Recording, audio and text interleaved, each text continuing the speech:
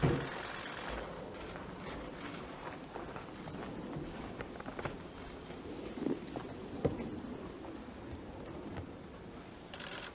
afternoon, everyone. I'm here to release the Royal Commission into aged care quality and safety. I've been joined by Minister Hunt and Mr. Colbeck. This is the first of many volumes. I've spent the last few days poring over this. It's personal. The care of those we love is personal. Minister Hunt and I know this, as so many Australians do. We both have parents who have been through the system. Their experiences were positive experiences, certainly in my case, and I'm forever grateful for the support and care my father received. My father spent his last moments in an aged care facility. I visited him there on many occasions, as we did as a family. You cannot separate the personal element of this, whether in discharging your responsibilities as a Prime Minister, a Minister, an aged care provider, a regulator, a carer, a worker, a cleaner, people who deliver the meals. We are all part of a system that is supposed to be providing the best quality care we can for older Australians, particularly as they age. And despite what I think are the best efforts and intentions of many governments over many years, which has been acknowledged by the Royal Commission, despite the fact that we're spending double almost what we were 7 years ago, we've tripled the number of in-home aged care places. We're adding 1,200 a week at the moment. Many changes on quality commissioners and standards and all of this. When I became Prime Minister, I received many briefings, as you'd expect me to, and across a range of issues. And when we were addressing this issue and the assurances I sought about the quality of care being provided to old Australians in our system, I couldn't get the answer that I wanted to know and would have liked to have heard, but it was impossible to hear that because it wasn't the case. No one could give that assurance to me. And so I decided to ask one of the hard questions, and that hard question was asked in the form of establishing a Royal Commission, because I wanted to know what the quality and standard of care was being provided to my fellow Australians. And so we called that Royal Commission, and I warned the country we should brace for impact and be prepared for what would follow. And it has been a harrowing process. The stories, the accounts, the evidence that has been brought together over these several years now are all set out in the Royal Commission, and Australians, as they read them, feel the same way I did, I'm sure. And the Royal Commission has now, I think, set out a very important roadmap, which I think will establish generational change in this country when it comes to aged care. It's the inquiry we needed to have. It's well considered, it's honest, it's positive, it's compassionate, it's comprehensive, it's candid, it's passionate, it's ambitious. All the things I would hope it would be when I called it. And that it could provide me and my ministers and my government, and indeed the Parliament, with what we needed to know in order to bring about this generational change that is needed. And I say generational change because the Royal Commission itself notes that we've been doing things in the system this way for about 25 to 30 years. Under the same constraints, under the same set of assumptions. There have been changes and there's been improvements. That's all true. Of course it is. But we've been operating in the same paradigm, and what the Royal Commissioners, and I thank them earnestly for their work, and all of those who are involved working in the Commission, bringing this together, what they've said is the basic paradigm needs to change. And I agree. We need to make generational change so that the individualised needs and that needs-based care is developed that respects the dignity of the individual Australian. The values, the rights, the needs, this is what must drive the system of the individual. And there was something very potent that Commissioner Briggs spoke of. Life is to be lived every single second, every single minute. It is precious. This is something I've believed my entire life. Life is precious.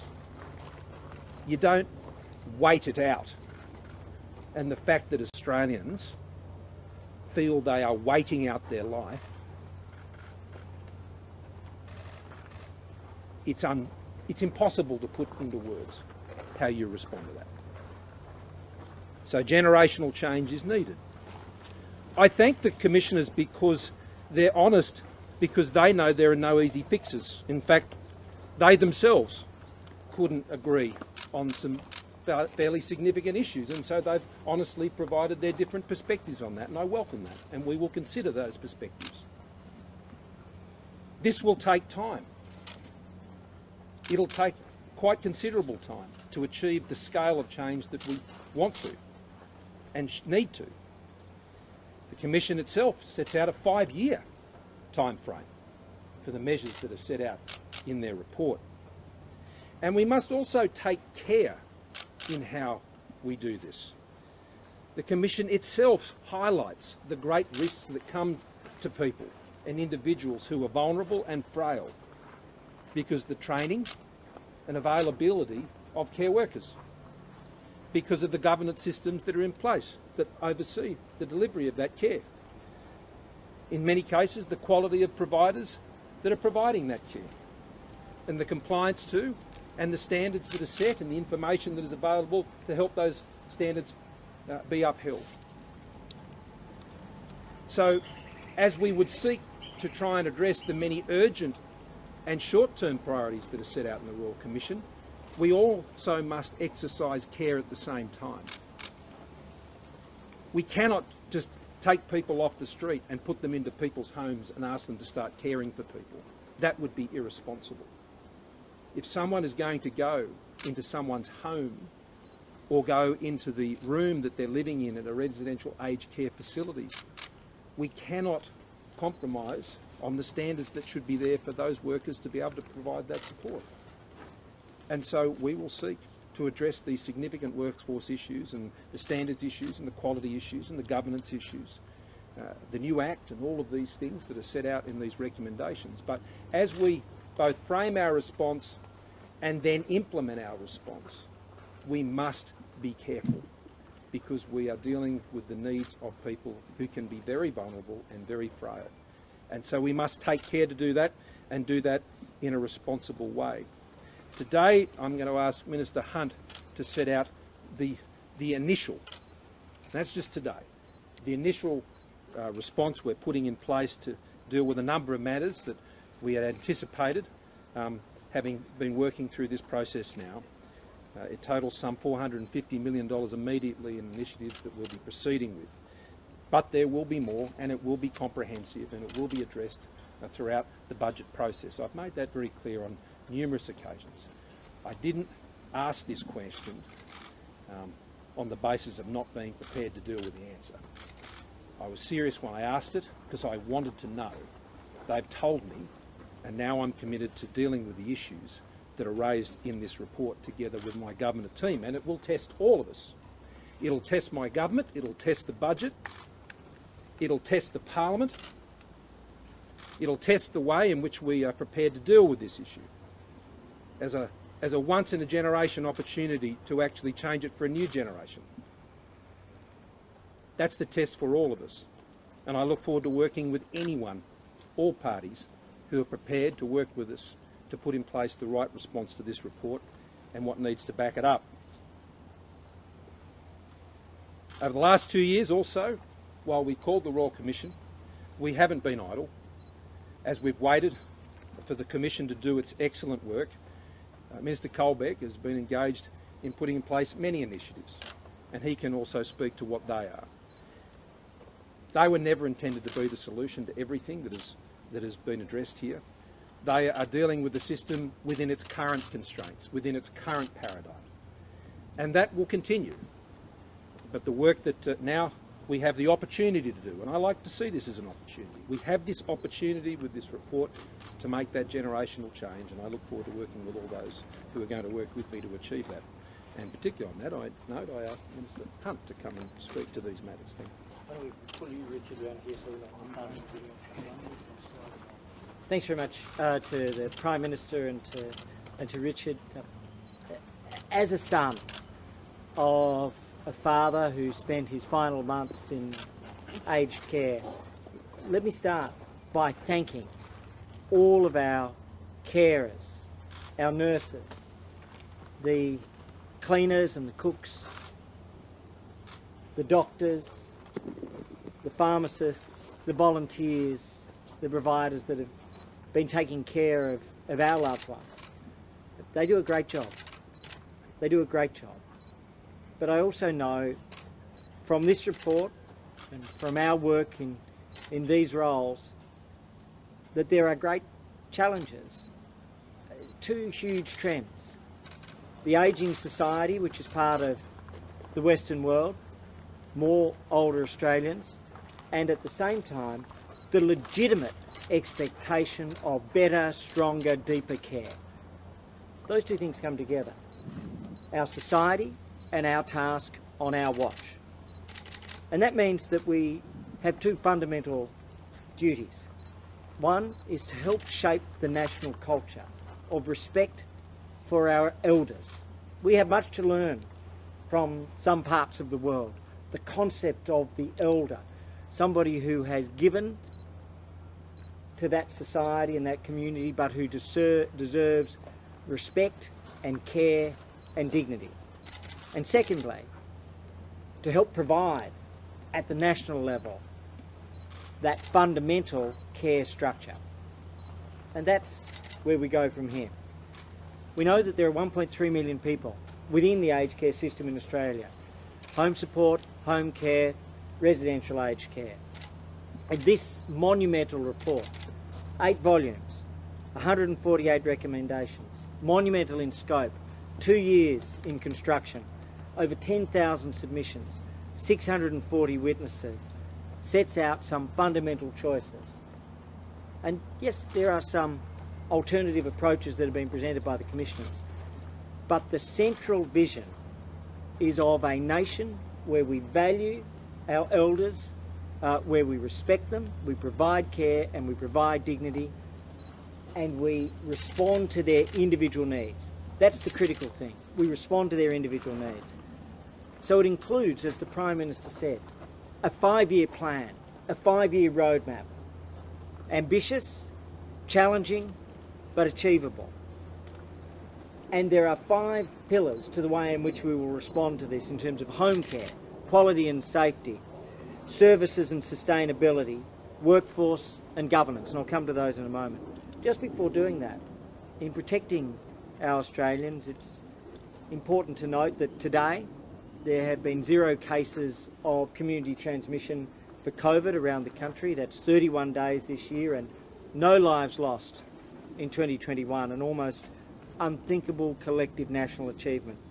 And in terms of the rollout, we've now passed 10,070 seniors as of last night who were vaccinated in residential aged care facilities, our most frail, roughly the same number as New South Wales and almost 3 times greater than any other state. Facilities, over 130 facilities and another 20 to be done at least today, which will take us to well over 150 facilities, and nationally over 33,700 Australians who were vaccinated, but with the numbers to significantly step up during the course of this week. So then that brings me to our initial, as the Prime Minister said, response, with the full response to the 148 recommendations to come during the course of the budget process. Firstly, in terms of home care, we will immediately act on transparency of fees and commence an audit program of over 500 facilities per year. and providers. That's a very important part of protecting our elders against any abuse. At the same time, we will be implementing a new quality control system within home care. Secondly, in terms of residential care, quality and safety, we will commence the process of 1,500 extra audits of facilities per year under the Aged Care Quality and Safety Commissioner. But we will also put in place under that commission regulation to ensure further protection against chemical and physical restraint. We will appoint a new senior restraint leader within the commission, and we will extend the pharmacy program within the commission and under the department to 2025. In terms of residential aged care services and sustainability, our third pillar, we will, exactly as the commissioners have recommended, immediately extend the viability supplement, the 30% uplift, to the 30th of June as an interim measure whilst we prepare our response to the budget.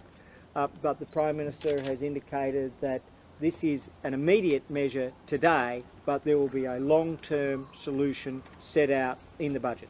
That's the equivalent of $760 per metropolitan resident and $1,145 per rural and remote resident. We will also put in place a targeted fund to support providers facing stress. Fourth, in terms of our fourth pillar, workforce, with regards to skills, we will make available immediately for 18,000 places to supplement those which have already been brought in for new home care and residential care workers to be trained, because if we can lift those numbers, we lift the places that we offer. And that is a critical step forward. And then finally, in terms of governance, we've accepted the Royal Commission's request to respond in full by the 31st of May. We will begin a governance training and funding program for, we expect, 3,700 senior leaders across boards and senior executive. We will put in place a new Aged Care Act, and that will be a significant process, but it's based on a simple concept of respect for the individual. Instead of it being about providers, instead of it being about money, it's about respect for the individual needs. And that is the fundamental generational transformation. And so I'll finish where I started. As a son who's watched this process, as a son who watched his father pass just days before we came into government, I want to thank all of those who have been involved in the Commission, in particular our Commissioners Pagoni, Briggs and of course Commissioner Tracy, who passed during the course of it. But to thank our carers and our nurses, our doctors, our cooks and our cleaners and everybody involved in taking care of our older Australians. Our time is now. Richard's just going to say one or two things and then we'll get the question. Thanks, PM. Thanks, Greg. Can I just start by thanking Commissioners Pagoni, Briggs and Tracy for their work over the last couple of years in the preparation of this important report. And as both Prime Minister and Greg have said, it is a once-in-a-generation opportunity to create real change in the way that aged care is provided in this country. Can I also thank all of those who've submitted to the Royal Commission, particularly the families and the residents who have told us their stories. The Prime Minister said when the Commission was called we were going to hear some really, really hard things, and we have. And unfortunately we continue to do that, which is what really drives me in wanting to fundamentally reform the way that we deliver aged care in this country. The thing that being in this portfolio has done, the thing that the process of the Royal Commission has done from my point of view, is to make me fundamentally question the whole way that we deliver aged care in this country and go back to first step fundamentals in looking at what we should be doing if we're building a new system. And it's the stories and sitting down with family and loved ones and listening to them, usually in tears, talking about the loss of dignity that their family member has suffered as a part of living within the system, which is driving my ambition with respect to this reform process. So thank you to all of those families, who have submitted to the Royal Commission, but to those that have sat down opposite me at the desk to talk about it.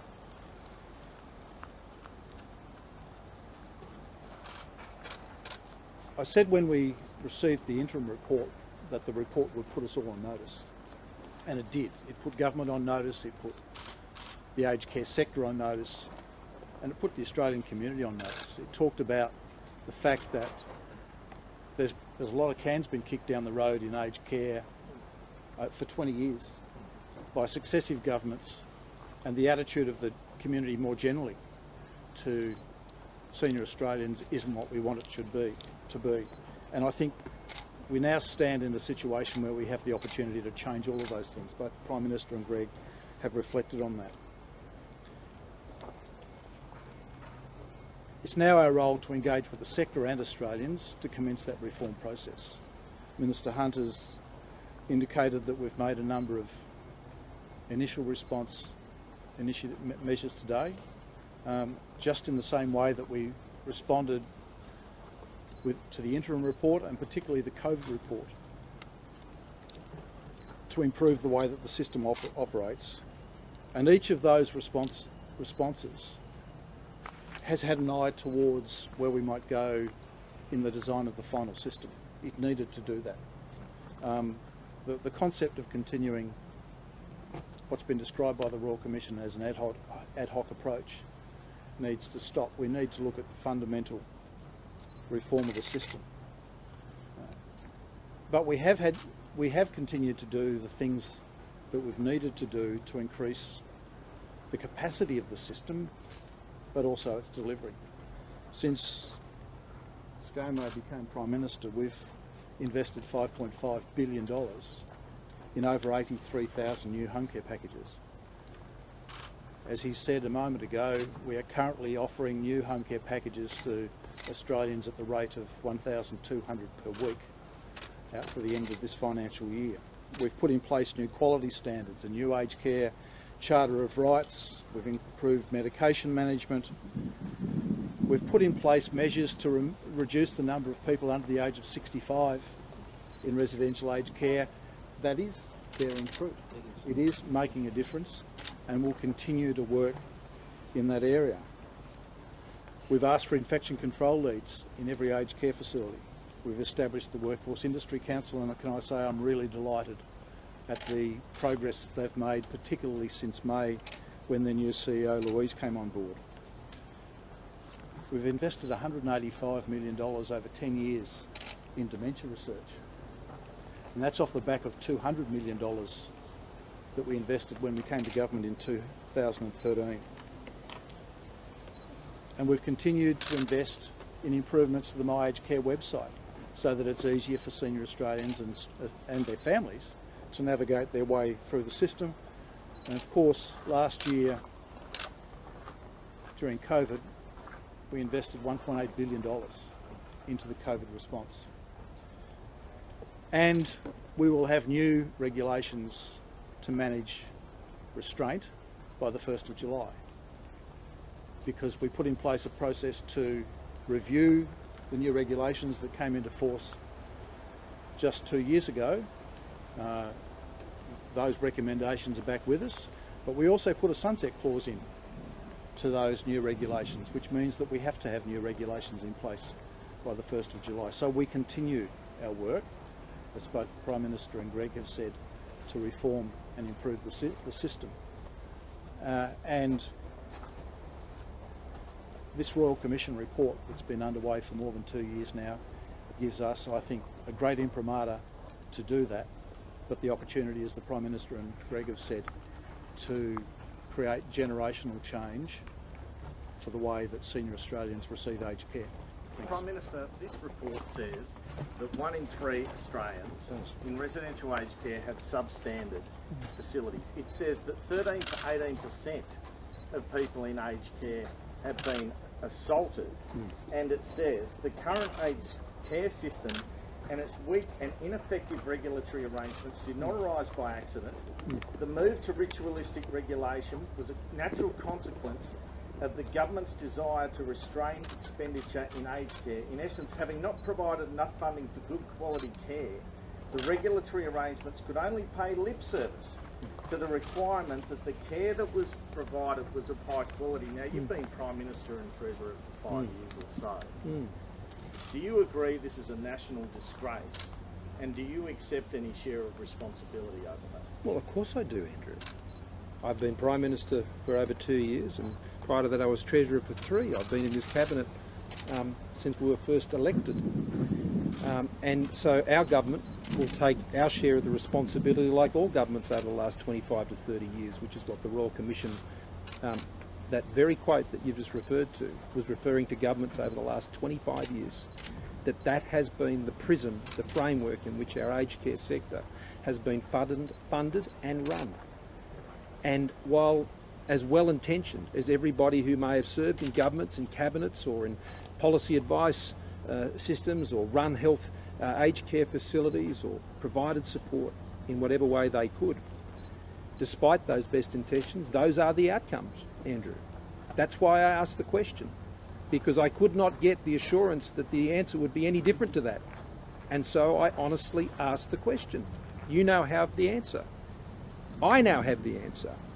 And the roadmap that it sets out to dealing with that fundamentally seeks a shift from a constrained system that focuses on funding to providers to a needs-based system that puts the person at the centre.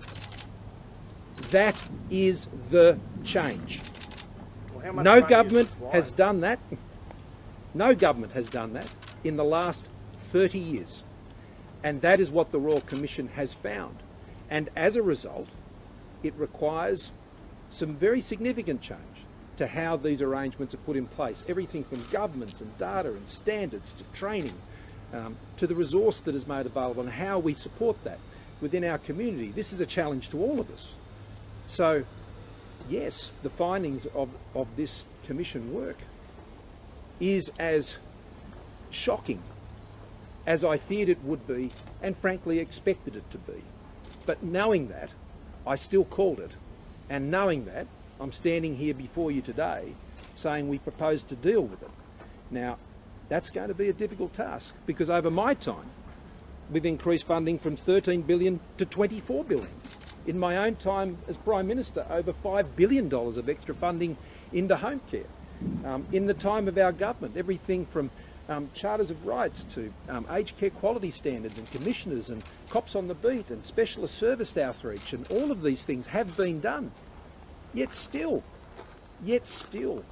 these outcomes are still not being achieved. How much money is required, Prime Minister, and why only one volume released today? Aren't there 8? There are 8, mate. All 8 are being released. Of course we'd release all 8. How much money is required? The answer to that question is not known at this point, Andrew. Prime Minister. And the Royal Commission doesn't know what the answer is yet. And what the Royal Commission has found is that is an assessment that has never been undertaken based on a needs-based model.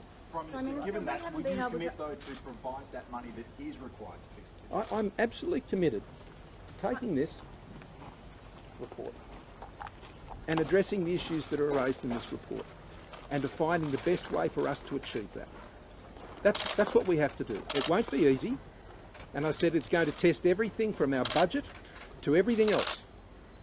But, you know, in this country we have a needs-based system of healthcare. In this country we don't have a needs-based system of aged care. No government has done that, ever, ever. And the result of that is what we read in this report today. That's why I say that generational change is now required.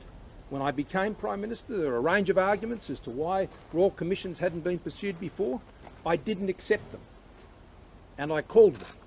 So here we are, ready to go. Does it concern you that some of the recommendations, some would argue they're pretty basic? Does that concern? Of course it concerns me. Of course it does. And that's why it fuels my passion for the response. And the fact that the commissioners have slightly different recommendations, Yeah. how are you going to commit to addressing the recommendations? You know, how do you avoid that pick and choose approach? You know, We will exercise our considered judgment. We will work with the sector. The fact that the commissioners have come to different views, I think, highlights the complexity of this problem. See, this is my trust of the Australian people. Our issues that we have to deal with are very complex and difficult in government. I don't think Australians think this is easy to fix. If it was, then someone would have done it a long time ago. And I can tell you plenty of people have tried in the past and they haven't succeeded. And they've done it with the best of intentions. So I'm not standing here today making judgments about my predecessors. I'm not making judgments about previous governments. I'm simply saying that we are where we are right now. And I think Australians understand how complicated this is because a lot of them have had to deal with it. They've had to deal with the DAP payments and the RADs and all of these things and trying to make choices, that the fact that there isn't star rating process on quality and things like that. And they've had to sit down in family meetings like I've had and try to understand how the system works and how you can get the best support and care for your family member or someone you're providing care to. So I think they get that this is really complicated. I think Australians get that we have difficult tasks that we have and knotty problems that we have to deal with. I think they get that. And so they are now, through this report that I commissioned effectively on their behalf, they now expect us, rightly, to go and address what's here and to fashion our response and come back with how we can put this into place. What does it say? Now, we've had a few out here. Prime Minister, what's your number one priority to improve quality and safety of care for older Australians, both at home and in aged care facilities? There's one thing that I think pretty much sums up the whole approach, and that is the person to whom you're seeking to provide care has to be at the centre. That's the nub of this. That their dignity, that their care, that their respect for them as a human being and a fellow Australian has to sit at the centre. Now, that's not a glib statement. That's a statement with great policy power behind it. And that's the sort of thing that should be enshrined in the Act, as the Royal Commission has recommended.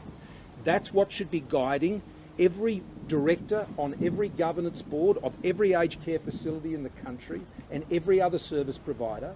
That's what should be governing every policy official in the country, whether they're working in pricing of these through a pricing authority or a quality care cop on the beat, or indeed people working in our offices dealing with the challenges of these issues every day. Putting that Australian at the centre is the fundamental change to the system. Now, you might think, well, why hasn't that always been the case? Fair question. But I can tell you the way the system has been designed, this Royal Commission demonstrates that that's not how it's worked, and that's what we need to change. Hey, did you know about the claim of a historical rape? I'm dealing with aged care right now. I'm happy to deal with other issues, but let's talk about aged care. This report since Friday. You've given us half an hour's notice to attend a press conference. You tabled the report while we were here. How can we ask questions that are relevant to what's in the report without knowing what you know? Well, there'll be plenty of opportunities to ask many questions. But we're unable to ask questions. This isn't the only day that I'll be standing before you on this. Today I'm here telling Australia we've released the Royal Commission. We commissioned it. That's a spin tactic, isn't it, Peter? No, with great respect, this report is not about the media. This report is about Australians and their care. I'm releasing the Royal Commission report. There are 8 volumes. 8 volumes. I would encourage you to digest all of them. And on occasion, after occasion, after occasion, I have no doubt that you will quiz me on every element of it. You will ask me every appropriate question, and I'll be happy to answer them. Today is the day for us telling Australia that it is released. There'll be plenty of other opportunities. This is a major social reform, and you've stopped us from actually looking at the report. Is that because you've got 2 commissioners who disagree on the reforms in the way forward? No, I don't understand the question. The commissioners are split on a number of fundamental Because it's a reforms. complicated issue. So which of the reports and recommendations would you take on? Well, that's what we will consider, and then we'll include that in our response. Is it a Isn't that a concern? problem that you've got a Royal Commission out of the blue printing a way forward? No, I think it's a problem that people think this issue is so simple that that wouldn't be a possible outcome. You know, we can't be glib about these issues and think they're just simple to deal with. I don't think they are. So I'm not surprised that people with that level of experience, who have pored over this heart and soul for years, and then still, in coming to understand what the way forward is, there'll be difference of views. That does not surprise me. And I don't think it surprises Australians who've had to deal with this system either. You know, these are knotty problems. They're hard to solve. Does it concern you that after 2 years they can't come up with a figure of what you need to spend, as you just characterised? I haven't read the whole report. No, well, it's a heavy read, and there is much more for me to still pour through. As I said, it's 8 volumes. There's a lot further to go as we delve right into this. But again, Andrew, no, it doesn't surprise me because this is a hard issue. And I think we're being unrealistic to think that everybody is going to come to one point of agreement on the way forward. If it was that simple, then governments would have done this years ago. It's not that simple. Things have changed. Even in the time that we've been undertaking this Royal Commission, even in the time of my time as Prime Minister or indeed Treasurer, where aged care services will be, I believe, provided in the future, substantively, overwhelmingly, particularly over time, will not be in facilities. They'll be in people's homes. And there will be a range of supports that are provided. Not unlike how you see individual care packages develop for people under the NDIS. And that people will get tailored, individualised care plans for them and the supports they need. The Royal Commission talks of everything from allied health to dental and oral care and all of these issues, and including community supports and engagement in activities outside of their home and how that forms part of their package. The technology, I've seen this particularly when I've gone into disability accommodation homes, and I've seen the revolution that is taking place for people living with disabilities so they can live as functionally as they possibly can and as have many choices as the rest of us. That can transform the delivery of aged care, and Commissioner Briggs in particular makes that point on many occasions. That's how I see aged care evolving into the future. Individualised, tailored, using every bit of technology with a more qualified and more experienced workforce that is larger than it is today. Much larger than it is today, because frankly it has to be.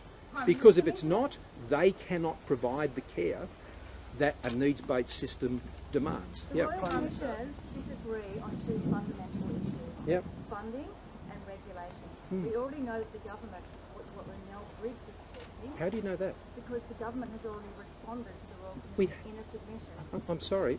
The government has made no decisions on the findings of this report. So it's simply incorrect for you to suggest that. The Department of Health and the regulator put a submission into the I'm the Royal Prime Commission. Minister. This is my Minister. Our Cabinet will decide our response to this Royal Commission, okay? So we've released it. I think I've answered your question. Thank you. Prime Minister, after reading the documents sent to you regarding the allegations against one of your cabinet ministers, what was your reaction? Have we finished with the aged care questions? No, I haven't finished with the aged care. Okay, let's keep going if there's aged care questions. I would like to ask a question about the 100,000 people on the home care waiting list. You've just said that you've released so many extra places. However, only 17,000 have been released out of the 50,000 or so that you've announced. We're releasing aged care for home care places at a rate of 1,200 a week. And I said over $5.5 billion of additional funding has been put into those places, and that's some 85,000 additional places. Now, I want to ensure that we continue to work through to get those in-home aged care places to people as quickly and as safely as possible. We have to be careful that in delivering those home care places, we do it at a pace that the sector itself can deliver those places. If we are providing places that is going to be delivered by care workers that don't have the requisite training or skills, then I think that could be very dangerous. And so we will work at the pace at which we can deliver those in-home aged care to people as quickly and as safely as we possibly can, which is exactly what we've been seeking to do over these last few years in particular. The Royal Commission has actually... Obviously, clearly, better quality and higher safety will require more funding. Providers estimate up to about 20 billion additional a year. How much can the government afford, and how much are you prepared to pay? Well, these are very, very early questions, and the answers to those questions will be worked through by the government as we develop our response. We'll do that carefully, and we'll do it with the support of all the full offices of the government, in particular the Treasury and the Department of Finance. And the various mechanisms, there are mechanisms which are highlighted in this report itself. And we'll consider all of those in pulling together our comprehensive and well-considered response. Today I'm not giving you our response. We've announced a series of measures, some $450 million in total, that deals with many of the significant issues highlighted in the Royal Commission. But this is an initial announcement to correspond with the release of the report. Our comprehensive response will come in the course of the budget. Prime Minister, so the providers are obviously at the centre of aged care, and the report highlights a lot of poor providing or practices from poor providers. So given that, do you expect some providers are going to be forced out of Australia's market if you completely implement the recommendations? Aged care is about the people receiving the care. That's what it's about. That's all that it's about. And I want care providers, who provide quality care, and who can do that, and to do it well and consistently, and with the trust of the people they're providing it to, and the consistency. And that's who should be in the aged care system. Do you believe that there should be mandatory qualifications for aged care workers? Do you think they need a minimum qualification? I've seen that recommendation, and there are a number of recommendations in the workforce. For example, the suggestion of carers leave, which I must admit I'm quite attracted to, and I've mentioned that, in the same way that maternity leave and other leaves, paternity leave are provided. But in relation to the qualifications, I want to be confident that the range of tasks that are being provided are ones that are appropriately qualified. The suggestion here, of course, here to people with nursing tasks and nurses' aid tasks and things like that to have those qualifications, and where Cert 3 qualifications are necessary, then of course they should be there. There are other services that are provided as part of the aged care system, which may not require that. But you mean the personal care workers who make up 70% of the work? No, not necessarily. I don't mean that. No, I don't mean that necessarily at all. What I want to be sure of is that the people who are providing care and the services they're providing as part of that they're properly trained and qualified to do that. And that's why I've read carefully those recommendations, and will be considering them and giving them the appropriate weight that I think they genuinely deserve. Prime Minister, I think we're still on aged care. Prime Minister, after reading the document sent to you about the allegations made against one of your cabinet I'm still on aged care. Unless there's other aged care questions, I'm happy to go. Yep. Give us some kind of impact on the decision that findings in the Royal Commission, and if not, well, for a start, some of the recommendations are completely conflicting with each other, so that obviously doesn't enable me to give you that answer, because some of the recommendations are completely different to each other, and they set out the reasons for that. And so the government will have to obviously work through that and consider it. What I've committed to today, and the ministers have committed to today, is in direct request by the commissioners that we do this by the middle of May, I think it was, that we will do just that. The issues raised in this Royal Commission must be addressed, and the fundamental issue is the generational paradigm shift that needs to take place in the way that we deliver aged care services in this country. Individually, individualised, needs-based, dignity, care and respect. That's what we need to do. That's what I'm committed to do. How can the Australian public... Sorry? This report will provide good improvements for aged care. I didn't quite hear. Sorry, are you convinced that the Commission's report will provide a good blueprint going forward for aged care reform? Yes, I am, because it is so comprehensive. The time taken to deal with all of this won't be short. There'll be immediate term priorities that will need to move on. There will be short term, there will be mid term, there will be long term, because we're seeking to ensure that over the generation there is that generational shift. That's what we're seeking to achieve. Yes. But you have two sets of recommendations from the commissioners that disagree with each other fundamentally. So you're going to have to decide which recommendations you take on board and go ahead with, aren't you? Correct. That's why we're the government. And that's why also you're probably going to go with Renelle Briggs, because she has actually already explained and agreed with what the government has submitted is the way forward that they want. Well, when we've provided our response, you'll know what our response is. And that's the time in which to discuss it. Independent regulator away from the government? When we provide our response to all these recommendations, we will address those issues. So this is going to be another situation. We've had 20 reports in 20 years. Now we've got a Royal Commission report which was supposed to sort all of this out, which would have a clear blueprint. Now you've got two conflicting reports about the way forward. Isn't this going to paralyse the government once again? No, government is complex, and life is complex. The world is complex. The expectation that... Yes, and it is a complex set of issues that have given rise to those outcomes which the Royal Commissioners have identified in the report that I've asked them to do. I think it is glib to suggest that the fact that two very experienced Australians in conducting their commission can come to some different views on how to deal with this problem is extraordinary. It's not. It's real. As Prime Minister, I've got to... I think it only highlights just how complex this issue is. It's less than ideal, isn't it? It's real, Andrew, and I've got to deal with what's real. I've got to deal with the real situation in aged care. And when I asked the question through the Royal Commission, I didn't have a preset notion of how they would come back and what they would say, but I am pleased that they've been as honest and candid and comprehensive and compassionate and fulsome in their responses they've been, and they've been as upfront about it, including where they have differences. I think Australians are big enough to deal with this complexity. I know my government is, and that's what we'll be doing. So, Prime Minister, last year you rejected the accusation that the Morrison government didn't have a COVID plan for aged care. But one of the recommendations in the report is for your government to establish a national plan for aged care and COVID. So what happened? Did you have a plan or not? Greggy. I'll deal with that. In fact, we had 6 stages. The first of the elements was in February.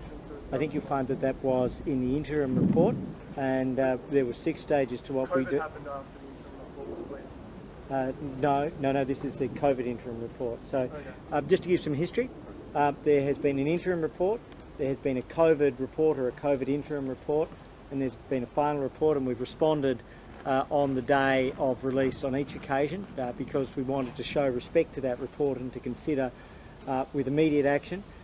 We set out, and indeed Professor Murphy in Evidence Commission set out the 6 stages of the plan, and then we subsequently put out a further element. So that was very clearly set out, I think, by Professor Murphy, including, of course, the extraordinary work which was done by the AHPPC, by the medical advisors in laying this out in February, in March, in April, and in 3 subsequent iterations. Prime Minister, JobKeeper costs $100 billion over 1 year, and that's the biggest program ever. If you're in a position where you're going to have to give aged care up to $20 billion a year from now on in, it's a pretty big hole, isn't it? Well, what I'd say is that the fiscal elements of our response to this package have not been framed yet. They haven't. And so I'm not going to make any assumptions about the figures that you've quoted. I know I've seen plenty of figures out there, Andrew. You think that's outlandish? Well, I'm going to wait to see the figures that Treasury and Finance provide in terms of our response, and that always comes through the disciplined process of the budget. I've sat Isn't the disciplined process the reason we have this problem? I mean, that's what I just read from the report. No, of course, there has to be a process, but well, now you've just thrown some numbers at me, and I'm saying that I haven't got any official numbers from Treasury or Finance yet, and they're the figures that I focus on when we make our response. Hang on, I think it's also a topic of public discussion. I know it is a topic of public discussion. We're leasing a Royal Commission into aged care where 1 in 3 people have been found to have substandard care. That deeply distresses me. And, and the point has been raised that I don't want to answer questions on it. I am answering questions on it, and I think we should answer the questions about aged care. I will get to the issue. I'm here. I'm not going anywhere. I'm happy to address them. It's another important issue. I acknowledge that. But aged care has our focus just for this moment. And Prime Minister, this idea of a person being at the centre of care can actually be problematic. For instance, sometimes it could be used to justify excessive force or the use of antipsychotics, and we have seen that a lot in aged care. So how will you ensure that this idea of person-centred care isn't used to justify excessive force being used on a person? Well, I wouldn't agree with your proposition.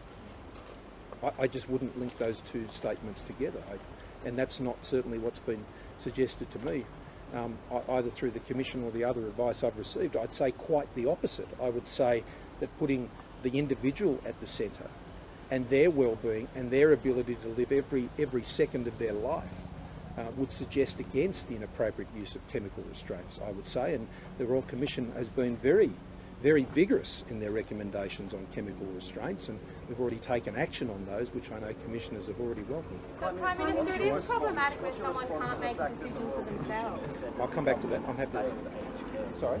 What's your response to the fact that the Royal Commission has said that the government has failed aged care, the aged care sector during the pandemic? Well, I don't believe that's the case, and we've set out our reasons for that, and the performance of our aged care system, when you look at it internationally during the course of this pandemic, has been one of the world's standouts.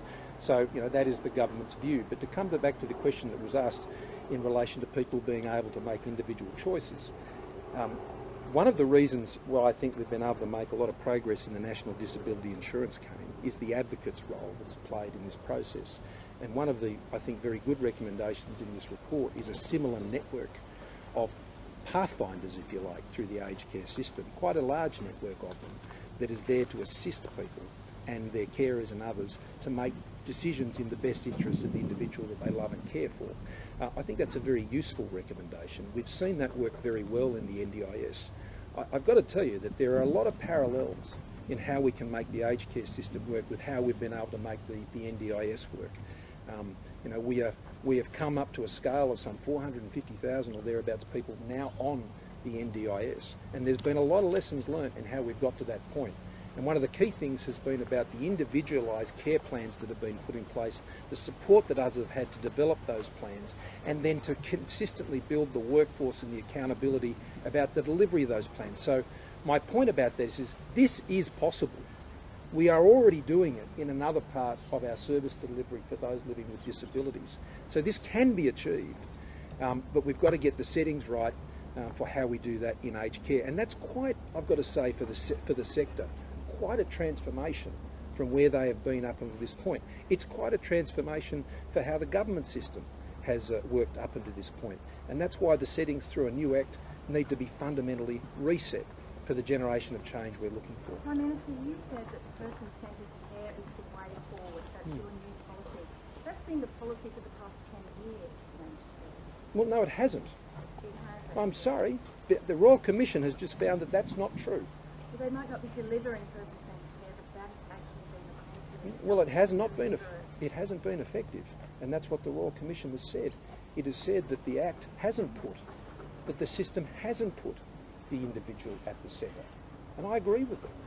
The extra funds required, how much do you think will the user pays and how much from the taxpayer? These are not matters we're in a position to respond to yet, Andrew. As I said, our response will be developed and prepared and delivered as part of the budget process. One of the biggest problems has been the ineffective nature of the regulator, Australian Aged Care Quality and Safety Commission. Tony Pagoni wants an independent watchdog away from government, and the Mel Reeves wants to stick with the regulator that we have. Considering it is so ineffective, and especially ineffective in Colbeck and Melbourne, what is your opinion? Are you going to stick with the Mel Reeves recommendation, or are you going to get an independent watchdog? Well, the answer is the same, and that is a matter we will consider as we pull together our comprehensive response to the whole Royal Commission report.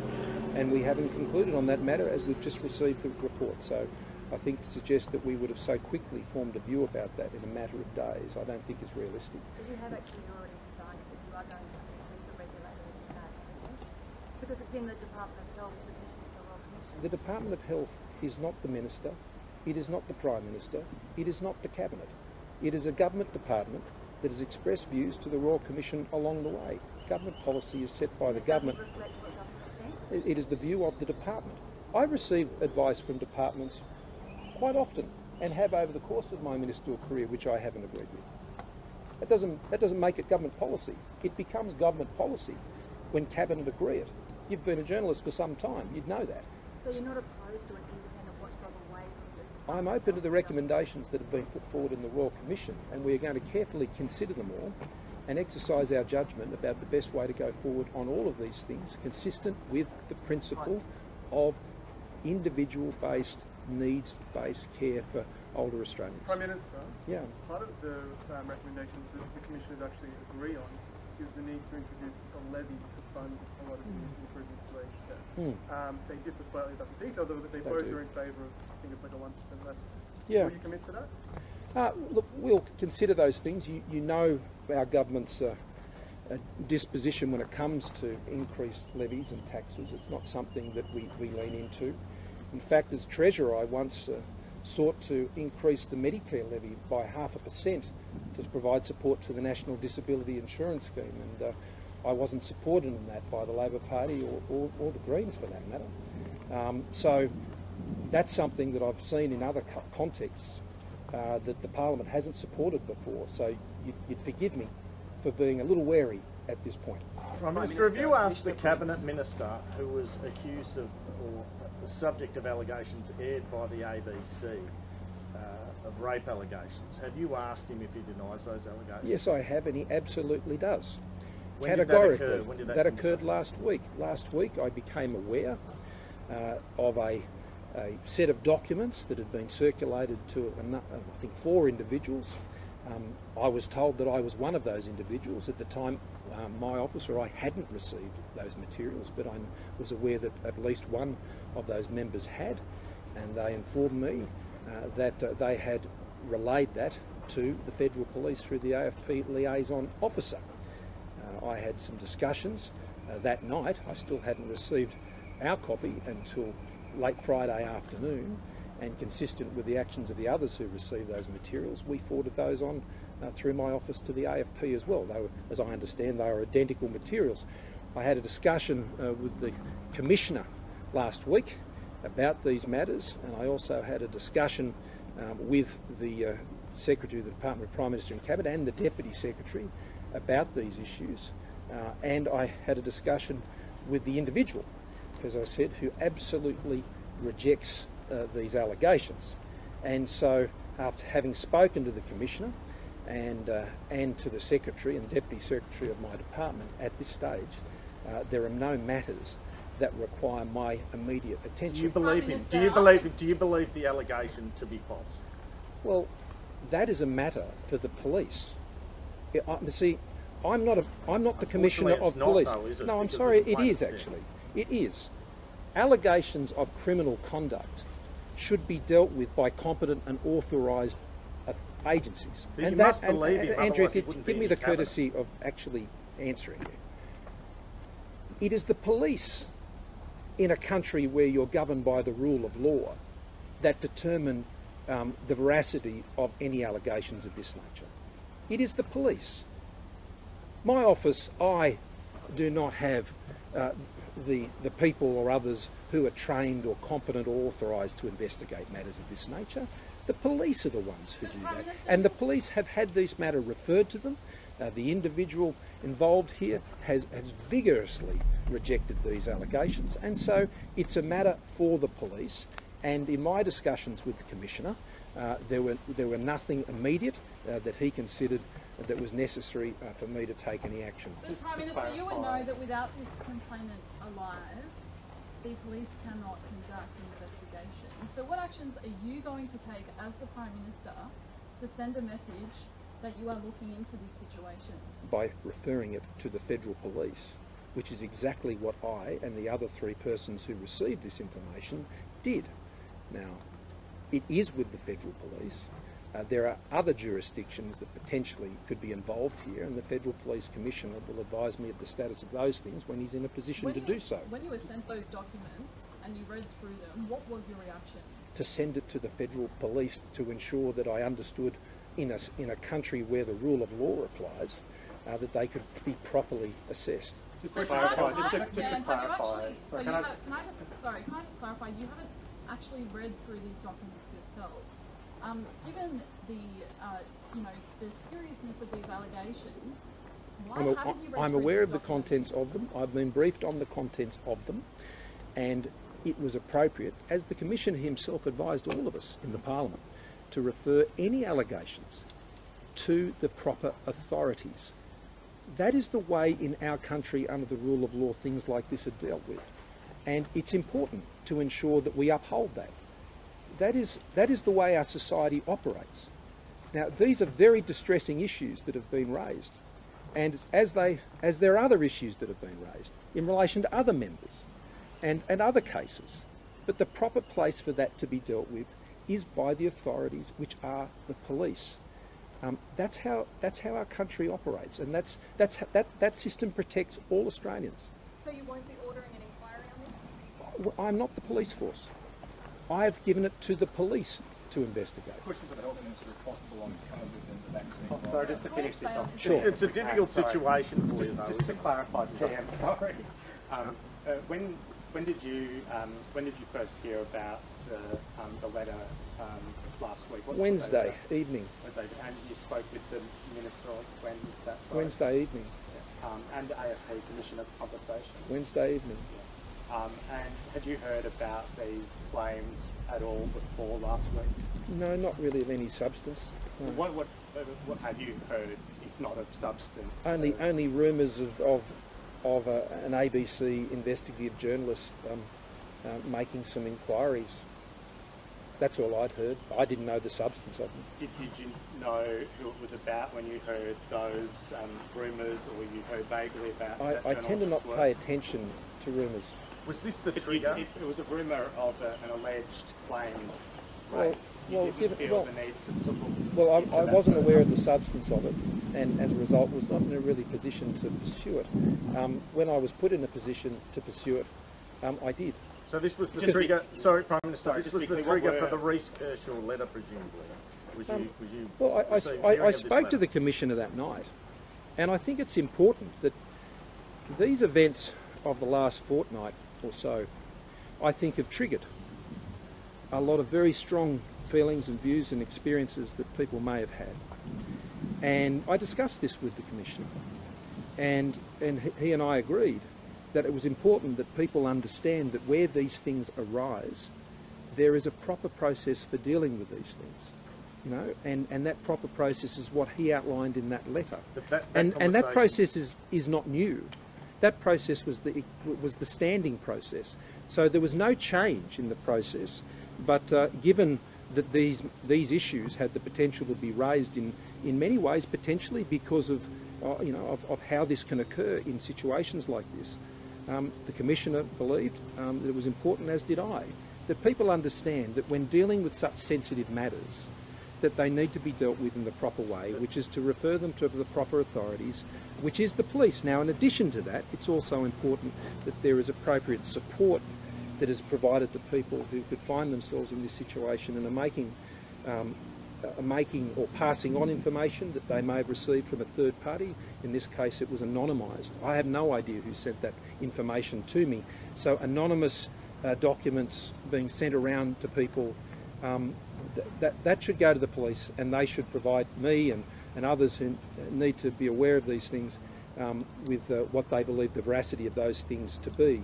But the advice that was provided to members was to remind them all of the way that sensitive matters like this should be dealt with, and I think that was entirely appropriate. When you said you were aware of rumours before last Wednesday, and you mentioned there was an ABC journalist involved, was this around, did you become aware of those rumours around the same time as that Four Corners Canberra bubble story? Is that when you became aware? Yeah, but I had no idea what it was about or who it was about. But so that's the time frame of when you became aware. What was the aware? nature of the info that you became aware of around that time? That there were journalists asking questions about a member. In relation to what we now know is this matter? I didn't know that was the matter. But, Prime Minister, regardless of whether there's himself, when you actually spoke to him on Wednesday night, did he say that he knows the woman involved? And what well, I'm not going to go into the conversation. Simply to tell you, I was asked, did I raise it? Yes, I did. And he vigorously and completely denied the allegations. So that means there is a proper process for it now to follow. You did say before that the system protects all Australians, but clearly it doesn't, given the government's been wronged by these allegations of sexual assault. More obviously needs to be done. There's clearly shortfalls in the system. Does the Ministerial Code of Conduct go far enough? Well, I believe the Ministerial Code of Conduct in these cases sets itself out pretty clearly, and that's what I'm acting in accordance with. But is it clear if we're talking about multiple allegations here? Well, you know, some of you are from the Canberra Gallery, others aren't. But we can't have a system in this country where allegations are simply presented, and I'm not suggesting this in this case, but we can't have a situation where the mere making of an allegation and that being publicised through the media is grounds for governments to stand people down simply on the basis of that. I mean, we have a rule of law in this country, and it's appropriate that these things were referred to the Federal Police. They have been. They're the people who are competent and authorised to deal with issues of this sensitivity and this seriousness. And that is what our government has done. That's what I've done. That's what Senator Wong has done. That's what Senator Hanson-Young has done. And that's what Celia Hammond has done. And I think that's the appropriate response. Prime Minister, that Kershaw letter, last question. Very sadly, for Prime this Minister, cabinet the woman minister took to their remain life. in his position while he has this hanging over his head? I think it's appropriate for the matter to be dealt with the Federal Police and the Federal Police to advise me of the nature of this, which they're doing. And at this stage, the Commissioner has raised no issue with me, and the Department Secretary was present for that call as well. That would cause me to take action under the Ministerial Code. That's where we are right now, and I'm aware of other allegations, and I think similar principles apply. We've got to be careful to ensure that we still follow the rule of law in this country. Yeah, last question.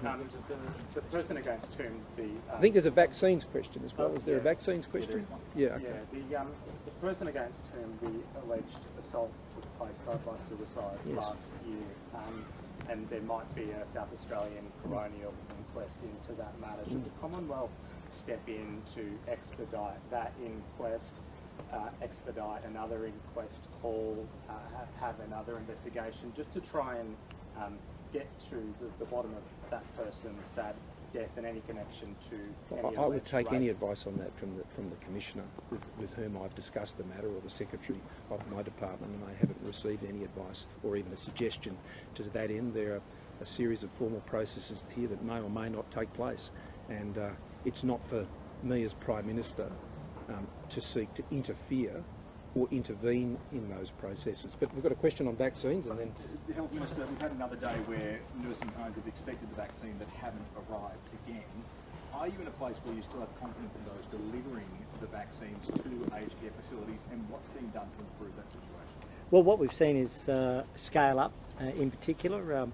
We took action. There was one particular firm last week, but just to provide the information, as I mentioned earlier, the Commonwealth, as of last night, had overseen 10,000 of 14,000 doses that were made available, provided, about 72%, 134 facilities. We're expecting approximately 20 today, which would take it well over 150. New South Wales is doing a great job. They've administered a similar number of vaccines, and I spoke with and had a very constructive conversation with Gladys Berejiklian today, the Premier. They've delivered about 10,339, or 74% of their doses. Victoria has delivered about 3,862, or 30% of their doses. Queensland, 2,030, or 22% of the doses that they've received. And other states and territories have done very well. Tasmania essentially delivered 100% of their first week doses and has been the leader in the pack. But everyone is working together. It's being scaled up. I'll be happy to take any details of the particular facility, because this morning we do, as we do every morning, check all facilities that are scheduled.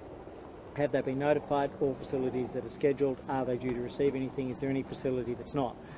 So I'd have to check the specific details. But as I said to Gladys Berejiklian today, New South Wales had been provided with information over the weekend, and when you put it together, they'll be receiving 80,000 doses of Pfizer and AstraZeneca over the course of the next 9 days. 14,000 of those are due to arrive today, and the balance over the course of the next week with the arrival of AstraZeneca and additional Pfizer. So the country's scaling up. It's over 33,000 now. Soon enough it'll be over 100,000. Then it'll be over 1 million. And then it'll be over 2 million.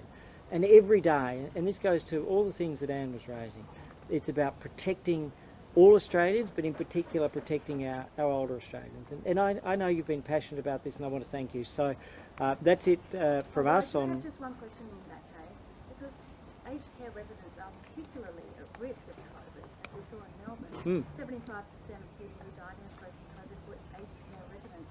Yet the government has decided not to make it mandatory for aged care workers to get the vaccine. Why is that? This wasn't a government decision. This was a decision of the medical advisors, the chief health officers of Australia, who make up the AHPPC.